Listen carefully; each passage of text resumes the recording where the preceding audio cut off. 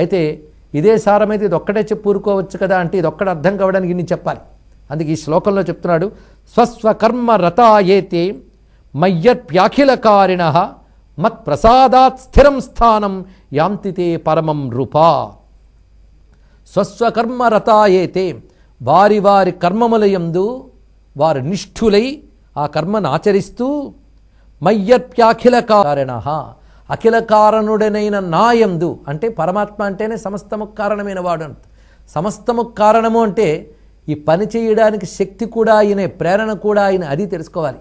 అందుకే చేసిన ప్రతి కర్మము అఖిల కారణుడైన పరమాత్మయందు అర్పించితే అప్పుడు మత్ప్రసాదాత్ స్థిరం స్థానం యాంతితే పరమం రూపా. అప్పుడు ఆ పరమాత్మ యొక్క అనుగ్రహం చేత క్రమంగా జ్ఞానము కలిగి ఆ పరమాత్మ యొక్క స్థానాన్ని అనగా ముక్తిని పొందుతున్నాం, ఉన్నత స్థితిని పొందుతున్నాం.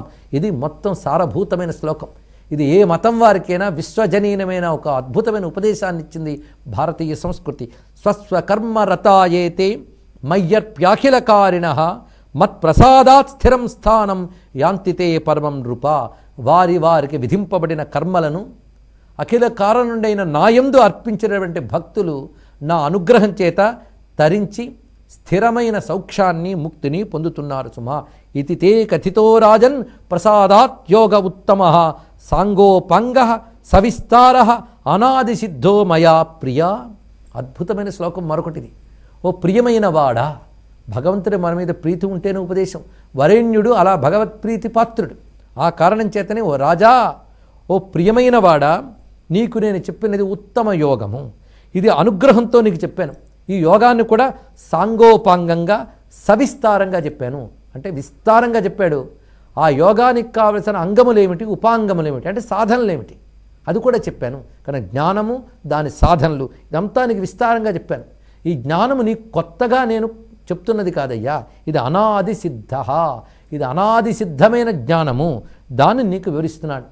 అంటే ఎంత అద్భుతమైన జ్ఞానాన్ని ఇచ్చాడో దీన్ని బట్టి మనకు తెలుస్తున్నది.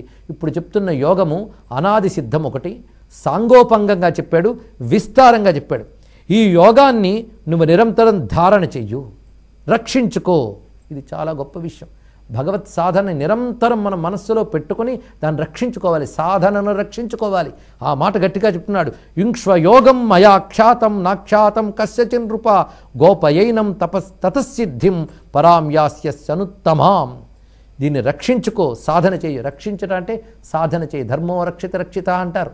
ధర్మానికి కోట కడతామా, ధర్మానికి ఏమైనా కవచం కడతామా? ధర్మాన్ని పాటించడమే ధర్మరక్షణ.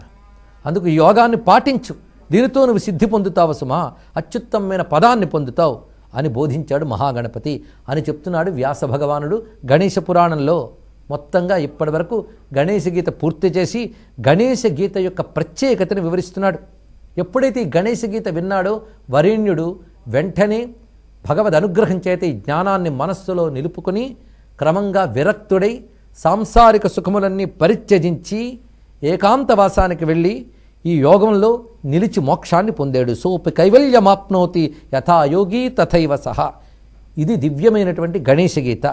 దీనిని ఎవడైతే వింటాడో, వినిపిస్తాడో వాడు కూడా ముక్తిని పొందుతాడు. అంటే మొత్తం గణేశ గీత చదివితే వెంటనే మోక్షం వస్తుందని చెప్పడం కాదు. ఈ గణేశ గీత జాగ్రత్తగా వినడం వల్ల మనస్సుకు సంస్కారం ఏర్పడుతుంది. పైగా గణపతి చెప్పిన మాటలు ఒక్కొక్కటి మంత్రము గనక వాటి ప్రభావం కూడా మనస్సు మీద మనకు తెలియకుండా ఉంటుంది. అది మన మనస్సుని సంస్కరించి క్రమంగా ముక్తికి హేతువవుతుంది. అది చెప్పడం. యయమం శ్రావదేద్యోగం కృత్వా స్వార్థం సుబుద్ధిమాన్ యథా యోగి తథా సోపి పరం నిర్వాణమృచ్చతి. ఎవడైతే ఈ యోగాన్ని ఒక కార్యసిద్ధి కోసం వినిపించినా అతడి కార్యసిద్ధి లభించడమే కాకుండా క్రమంగా అతడికి యోగము, జ్ఞానము, భక్తి లభించి మోక్షాన్ని పొందుతాడు సుమా. యోగీతాం సమ్యగభ్యస్య జ్ఞాత్వాచార్థం గురోర్ముఖాత్ కృత్వా పూజాం గణేశస్య ప్రత్యహం పఠతేతు యః. ఈ గీతాశాస్త్రాన్ని తాను అభ్యసించి గురువు ద్వారా అర్థాన్ని తెలుసుకుని రోజు గణేశ పూజ చేసిన తర్వాత దీన్ని పారాయణ చేసినట్లయితే అతడు ఉత్తమమైన స్థితిని పొందుతాడు. ఇహలోకంలో అతడి కోరికలు ఉన్నట్లయితే ధర్మబద్ధమైన కోరికలు నెరవేరుతాయి, కష్టాలు తొలగుతాయి. క్రమంగా ఆ చిత్తానికి సంస్కారము, శుద్ధి ఏర్పడి జ్ఞాన విచారణ కలిగి మోక్షం కూడా లభిస్తుంది. కనుక దీన్ని నిత్యపారాయణ చేయాలి. ఏకకాలం ద్వికాలం వా త్రికాలం వాపి యః పఠేత్ బ్రహ్మీభూతస్య తస్యాపి దర్శనాన్ముచ్యతే నరః. ఎవరైతే ఈ గీతని ఒకమారు కానీ 2 సార్లు కానీ 3 పర్యాయాలు కానీ నిత్యం పఠిస్తారో వారు ధన్యులవుతున్నారు. వారి తేజస్సే బ్రహ్మీమయమవుతున్నది, అంటే పరబ్రహ్మ తేజస్సుతో కూడుకుని ఉంటుంది.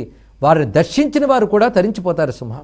యజ్ఞములు కానీ, వ్రతదాన హోమములు కానీ, ధనాదులు కానీ, వేదాధ్యయనం కానీ, పురాణ శాస్త్రాలు కానీ ఇవ్వలేని జ్ఞానము ఈ గణేశ గీత ఇస్తున్నది. ఈ చెప్పడం ఉద్దేశం ఏంటంటే వాటన్నిటి సారం